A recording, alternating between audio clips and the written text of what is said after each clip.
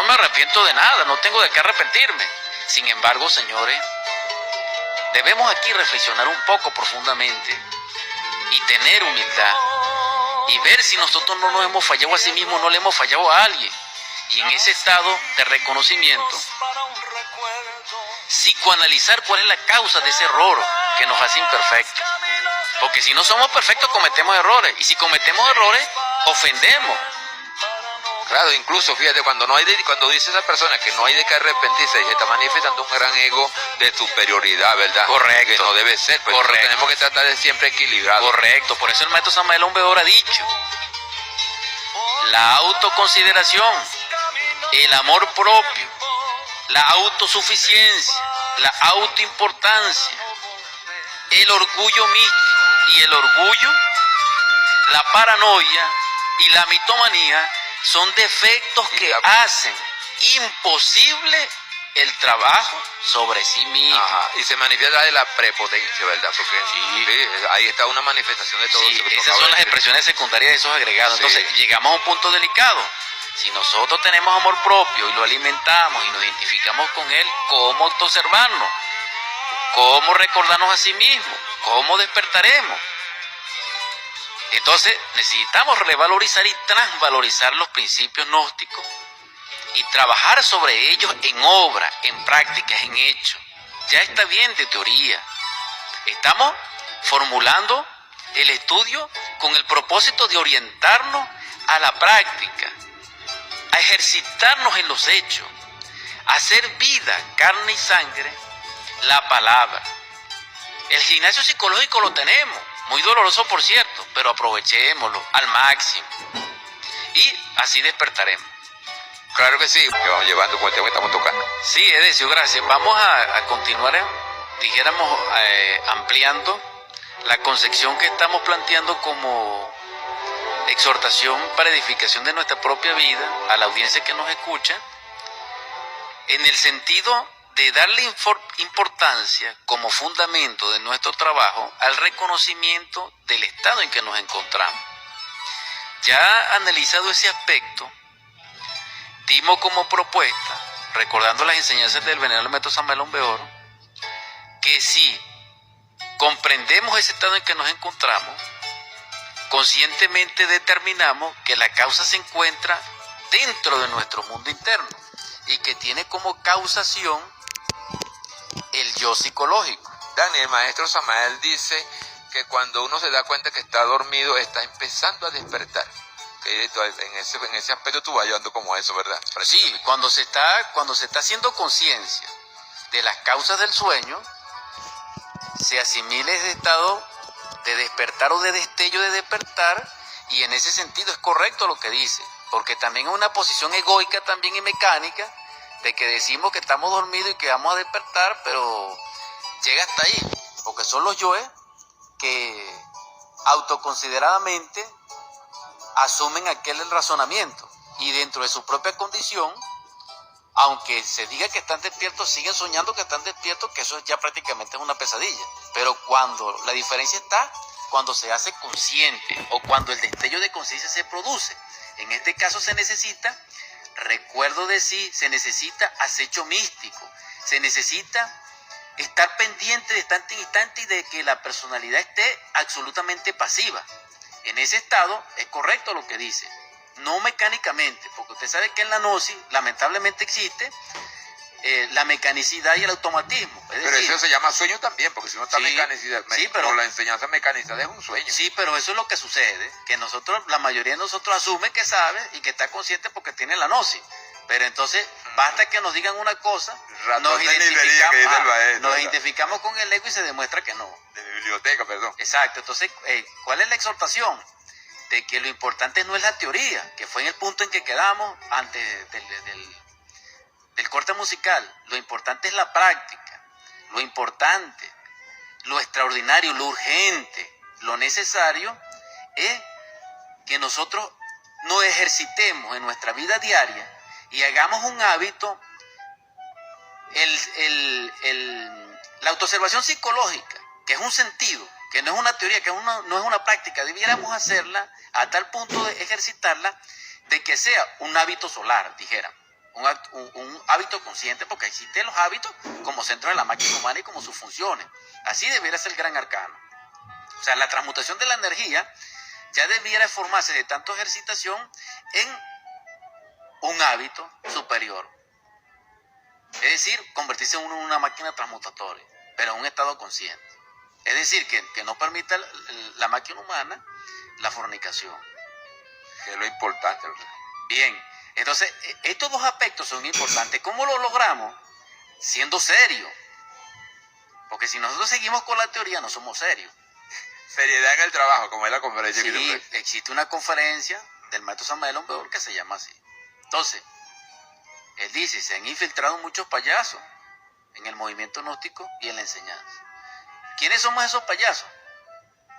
Los que no trabajamos sobre sí mismos, y en eso hay niveles de payasos. Pero ¿cuál es el serio? El serio es aquel que en silencio, es decir, en el silencio gusto de los sabios, en su mundo desértico, escucha esa voz que clama en el desierto, que es la de su padre, y que le dice: hijo, tengo un propósito contigo, despierta, escúchame y sé copartícipe de esa obra. Eso es lo que nosotros necesitamos. Pero comenzamos obedeciendo la ley, y esa ley se sintetiza en 3 factores, y esos 3 factores de la revolución de la conciencia también se sintetizan en uno, que lo develó el hombre que es más sabio y que es más perfecto, que es el Cristo, y que dijo: amaos, y que dijo amor. Pero aquí hay algo interesante. La Madre Teresa de Calcuta, ella siendo una mediadora del amor, no siendo el amor, pero sí da testimonio del amor del Cristo verdaderamente en su obra, ella decía que el amor era sufrido. Y me recuerda aquello cuando el maestro Samael Aumbeor decía: no son vitaminas de patente lo que nosotros necesitamos para la vida, sino el intercambio legítimo de ese afecto y de ese amor entre tú y yo. Tú lo sabes, porque toda rosa tiene una espina, y porque tú sabes dónde resalta ese dolor. Más o menos eso es lo que dice el maestro Samael Aumbeor, pues no lo recuerdo totalmente. Así que es un sufrimiento el amor. No vayan a decir que yo estoy tergiversando la enseñanza, que yo no me puedo acordar, porque no tengo una memoria, no soy un gurú deva, ni soy un arján ni nada de eso, sino que más o menos me acuerdo. Pero eso pero lo que leen los libros del maestro tienen que conseguir alguna parte de eso. Exacto. Entonces él dice allí, él utiliza también la palabra dolor. Entonces él dice que el amor es lo que nos permite a nosotros el reconocimiento de sí mismo y el reconocimiento del otro en la senda del filo de la navaja. Entonces, si vemos por un lado, la Madre Teresa de Calcuta nos dice que el amor verdadero, más allá de los sentimientos, de los afectos, de los apegos y del cuerpo y de lo sexual, implica dolor. Ahora bien, vamos a reflexionar esto cuando en una pareja, sea gnóstico o no, entre comillas, o sea, sean estudiantes de la gnosis o no, empiezan a discutir por qué uno sufre y el otro no. Porque fíjense ustedes, ¿quién es el que sufre allí? Porque vamos a hacer la diferencia entre lo que es el sufrimiento del yo y lo que es el dolor. Eso es distinto. Y lo que es el sufrimiento de por sí en la vida. Porque fíjense ustedes, cuando nosotros nacemos, ¿qué es lo que acontece?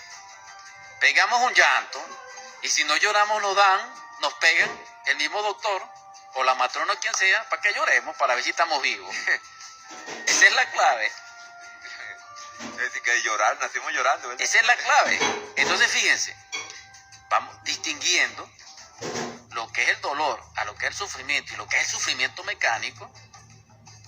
Llegamos a un punto interesante, que el sufrimiento del yo no sirve para nada sino para acrecentar el ego, el dolor y el karma. Eso no sirve, eso no funciona. Necesitamos revalorizar este punto. Sí, entonces la conclusión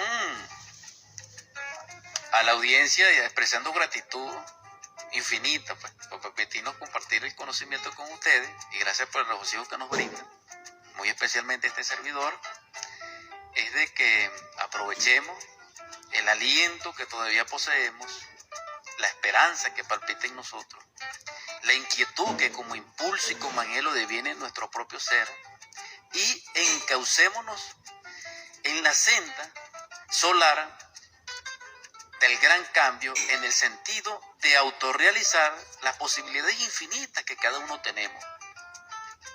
cada uno de nosotros tiene un Padre en los cielos. Cada uno de nosotros tiene una potestad. Cada uno de nosotros tiene el porvenir de ser,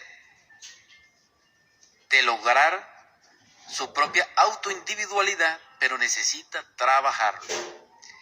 Eso que estamos proponiendo, Llevarlo a práctica, pues. sí, no, y tiene un propósito, y ese propósito escapa de nuestras manos porque está en manos de nuestro Padre, de Dios en nosotros. Y el verdadero camino es seguirlo a Él. Tenemos que rendirle cuenta a Él. Ciertamente, a nadie más. Entonces, ese es el sendero. Esa es la vía directa. El sendero del medio, el camino de la flecha y de la espada, el de la autorización íntima del ser y del rayo gnóstico. El Cristo dijo: yo he descendido a la tierra y traigo una espada, un hacha. Eso nos trajo nuestro Señor. Y dijo: el cielo se toma por asalto, los valientes lo han tomado. No los valientes, criminales, revolucionarios, etcétera, etcétera, etcétera. No revolucionarios. Criminal es una cosa, revolucionario es otra. Repito, Y depende de la revolución. el crimen no tiene que ver con la autorización íntima del ser. La revolución de la conciencia no tiene que ver con la revolución social ni de ningún tipo. Estoy haciendo la diferencia. Marco la diferencia. Estamos hablando de la revolución de la conciencia psicológica. Vamos a la petición rápidamente. En el nombre de Cristo, por la caridad universal de acuerdo a la ley, en tu gracia, en tu luz, en tu misericordia te suplicamos, divino Salvador nuestro, que así como sanaste a tantos enfermos que te encontraste en tu camino cuando estuviste con nosotros en presencia y en cuerpo,